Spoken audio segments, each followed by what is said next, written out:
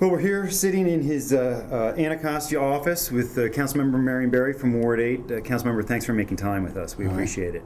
Well, you've announced you're going to run again for re-election. And I asked you this before in the day that you announced, but let me ask you again. What do you have left to do that you want to run again? Oh, well, first of all, let me put all this in context.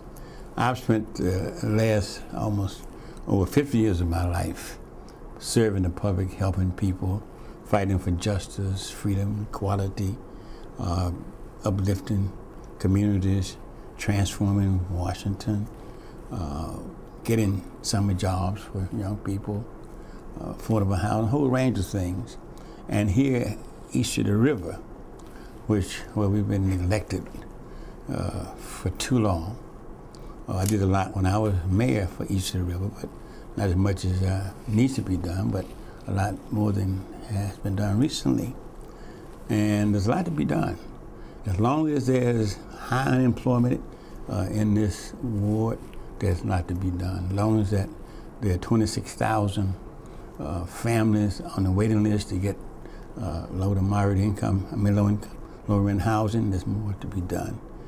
As long as the health disparities are as great as they are, as the RAND study indicated, there's a lot to be done. As long as our public school system is viewed as one of the poorest and one of the worst in the nation. When I say poor, I mean poor performing, not poor in money. We got plenty of money. A lot to be done. But in terms of the east of the river, there's an added need because the spirit of the people over here has just been shattered and pushed around, and a lot of hope has been lost. And so God has given me a lot of gifts. One of them is the ability to motivate, stimulate, uplift people to do their very, very best, to be in courageous leadership positions, because God has blessed me to have done a lot that people can trust me to continue to try to do.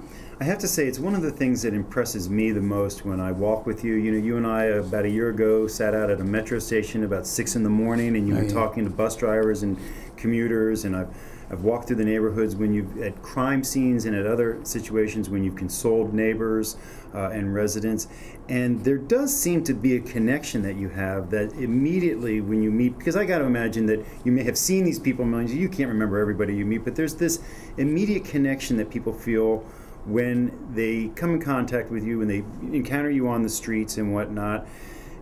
What is that like for you on your end? I mean, I think people probably think, you know, they never forget the time that they met Marion Barry. You know, you're an international figure, but for you, you meet so many people. What does it make you feel like when you see, especially in young people, when they seem to be so touched by just that moment that you spend with them? Well, I've just been blessed that I have a deep love for people. There are a lot of politicians, elected officials, they really don't particularly like people. They just, it's a job for them, and they go through the motions.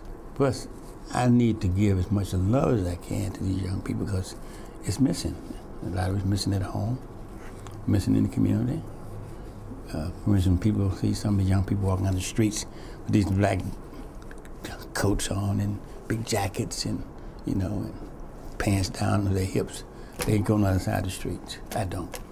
I move to the side to see where they are and try to greet them. I mean, I know them personally, but I feel for what they're going through.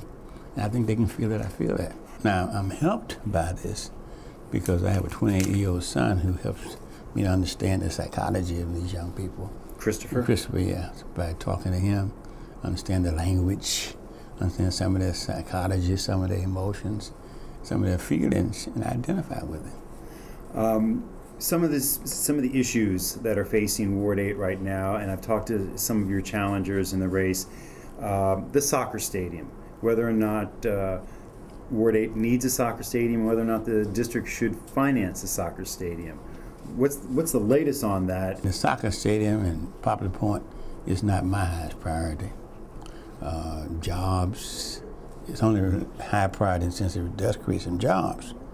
But health care and education, affordable housing, those are the kind of things that are high. And incidentally, you know, the soccer stadium in of itself, if it was just by itself, I would be adamantly opposed to it.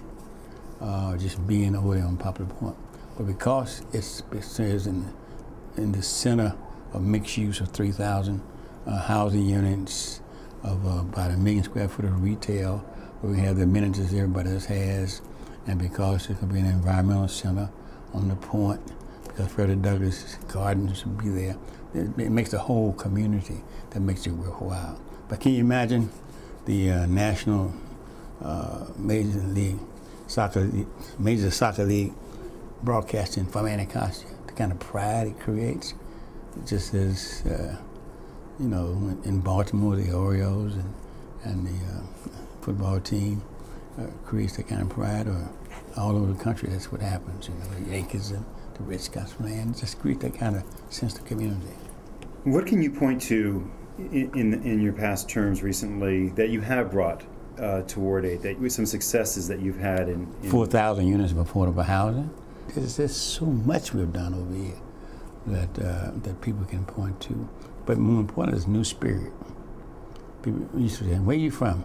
Ward 8, the head all down and embarrassed to even be associated with Ward 8. Now people say, "Oh, you're from Ward 8," a sense of pride, because we made people feel that this is our community. And just last week I had to sponsor legislation. The government does silly stuff, crazy stuff. The Historic Preservation Office gave 31 homeowners $25,000 renovation grants to begin to fix up their homes in historic Anacostia. But yet the D.C. government wanted to tax that grant, which is ridiculous.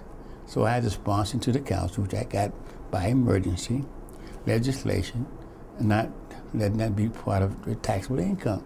That's the kind of thing I guard against. It's craziness like that. The district wanted to tax this? Yeah, absolutely. As just straight income? That's right. And this money does not go into their pockets. It goes into repairs. It goes to contractors to put on roofs and to do facades and to do sidings and to do plumbing and to do landscaping. They don't put it in their pocket as income. See, that's how ridiculous some things can get.